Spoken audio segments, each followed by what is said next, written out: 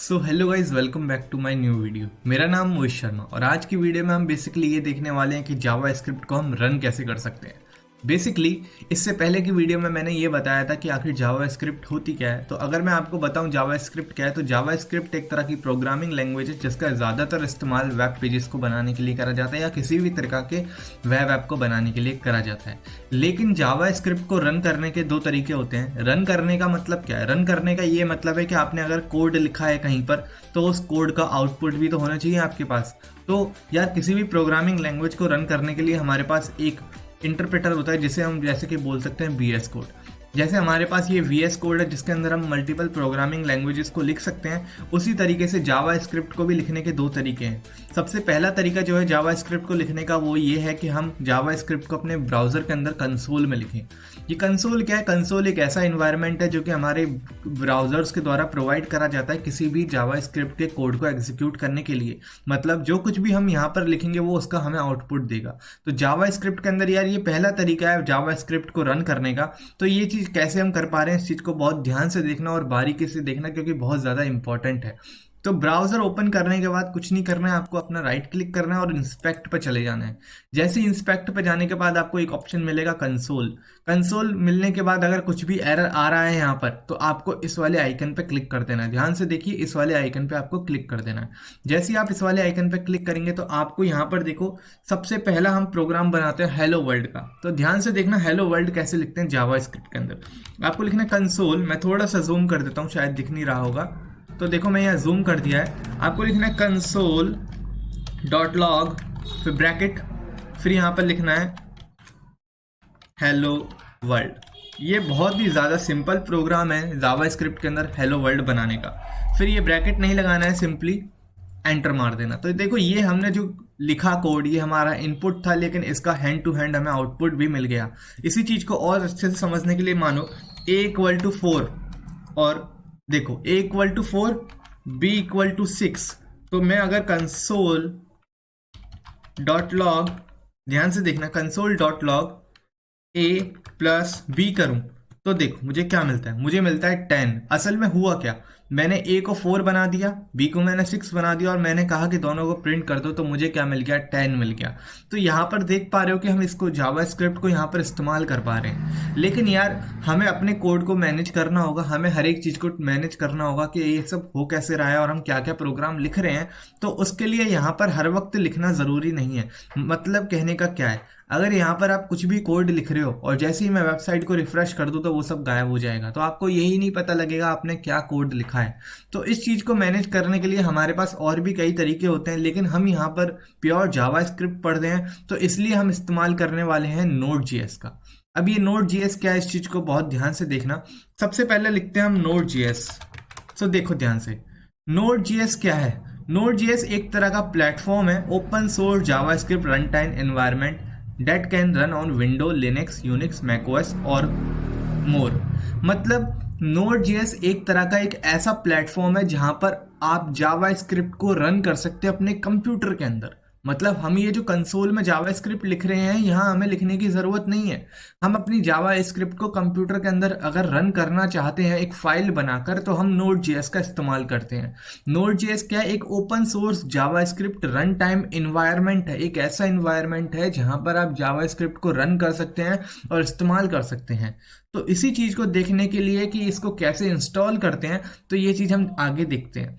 इसके साथ साथ प्रोग्रामिंग लैंग्वेजेस जैसे पाइथन, C++, इन सब के भी अपने अपने कंपाइलर्स होते हैं, अपने अपने इंटरप्रेटर होते हैं। अब ये वर्ड थोड़े से हार्ड लग रहे होंगे, कंपाइलर क्या होता है, इंटरप्रेटर क्या होता है, ये सारी चीज़ें हम देखेंगे आगे आने वाली वीडियोस में, बिल्कुल भी घबराना नहीं है। लेकिन ये Node.js समझो कि Node.js क्या है। Node.js एक ऐसा प्लेटफॉर्म है जहाँ पर हम अपनी जावा स्क्रिप्ट लैंग्वेज को रन कर सकते हैं अगर हम अपने कंप्यूटर के अंदर उसे रन करना चाहते हैं तो। लेकिन अगर दूसरा तरीका, तो ये हो गया Node.js वाला। लेकिन पहला तरीका क्या कहता है कि उसको कंसोल में रन कर लो। लेकिन कंसोल में अगर हम कुछ भी कोड लिख रहे हैं और रिफ्रेश कर रहे हैं तो वो कोड हमारा सेवेबल नहीं है, मतलब उसको हम सेव नहीं कर सकते। ये एक तरीका हो गया जावा स्क्रिप्ट को लिखने का। तो यह Node.js को देखो कैसे इंस्टॉल करते हैं, इस पर हम बात करते हैं। सबसे पहले आपको लिखना है Node.js और Node.js की वेबसाइट पर चले जाना है। Node.js की वेबसाइट पर चले जाने के बाद आपको लिखना है रिकमेंडेड फॉर मोस्ट यूजर्स। इस पर क्लिक कर देना है। इस पर क्लिक करोगे तो ये देखो आपकी फाइल डाउनलोड हो गई है, यहाँ पर मेरी फाइल भी डाउनलोड हो गई है। तो मैं दिखा देता हूँ मेरी फाइल, देखो यहाँ पर कहाँ है। मेरी फाइल यहाँ पर डाउनलोड है, तो ऑलरेडी मैंने Node.js को इंस्टॉल कर रखा है। तो यहाँ पर मैं क्या करूँगा, इसको हटा दूँ, और ये लेटेस्ट वर्जन है तो मैं इसको इंस्टॉल कर लेता हूँ, क्योंकि मैंने पहले 18 वर्जन इंस्टॉल कर रखा था। तो मैं इस वाले पे क्लिक करूँगा और सिंपली क्या करूँगा, नेक्स्ट पे क्लिक करूंगा। अब यहाँ पर देखो, okay please wait while the setup wizard guide you through the installation migrate feature, welcome to note. Okay, ये कह रहा है कुछ वेट करिए। तो देखो थोड़ी देर हमने वेट करा, उसके बाद सिंपली नेक्स्ट पे क्लिक करना है।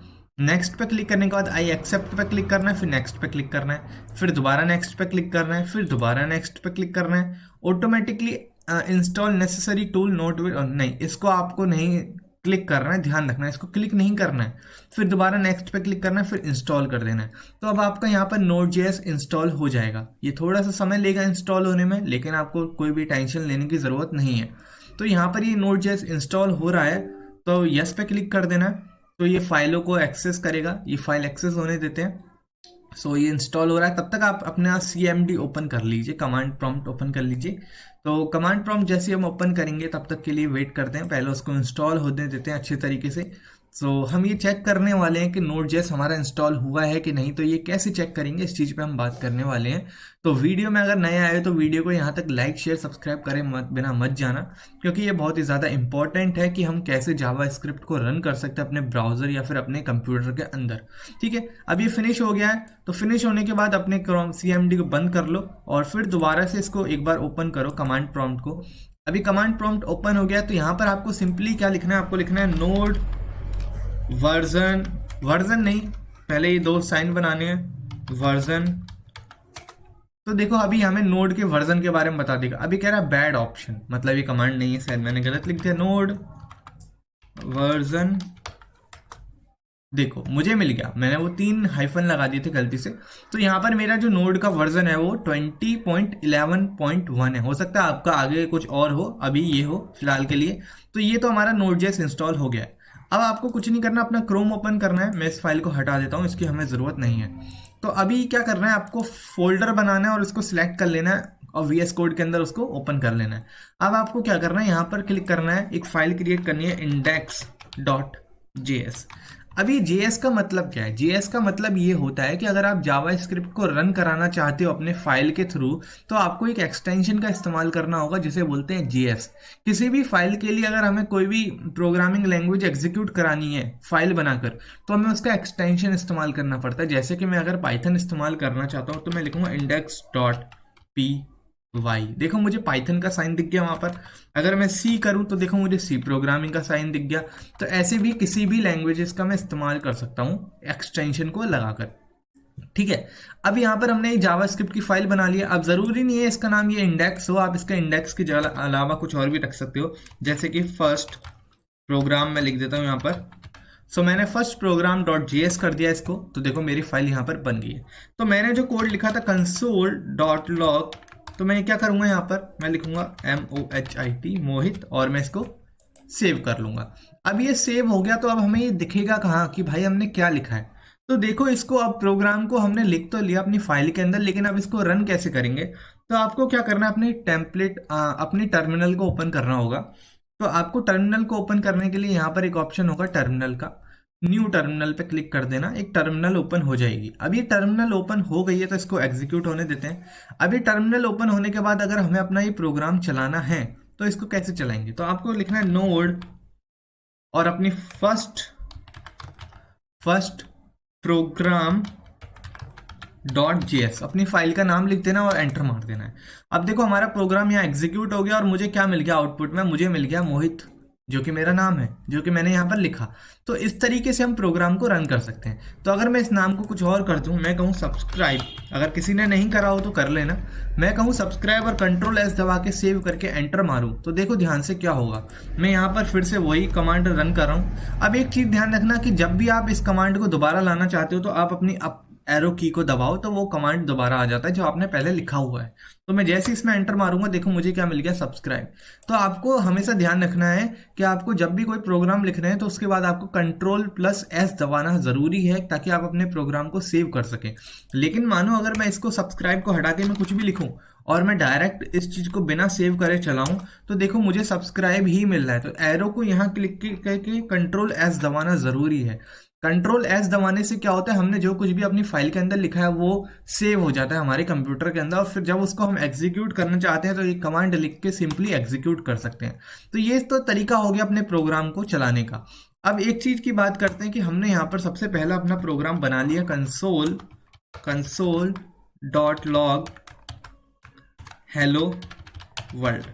तो यार ये तरीका था जावा स्क्रिप्ट को चलाने का। तो ये वीडियो नंबर 2 है। आज के लिए इस वीडियो में इतना ही रखते हैं। अगर कोई भी चीज़ नहीं समझ में आई है तो दोबारा देखो वीडियो को, सर्च करो, डॉक्यूमेंटेशन पढ़ो, लेकिन चीज़ों को समझो। सबसे ज़्यादा इंपॉर्टेंट यही होता है कि आप चीज़ों को कितने अच्छे तरीके से समझ रहे हो। रेफरेंस बहुत सारे हैं, कोई कमी नहीं है रेफरेंस की, और मुझे नहीं लगता है आपको मेरी वीडियो के अलावा, अगर आप वीडियो देख रहे हो ध्यान से, तो आपको किसी और रेफरेंस की ज़रूरत पड़े।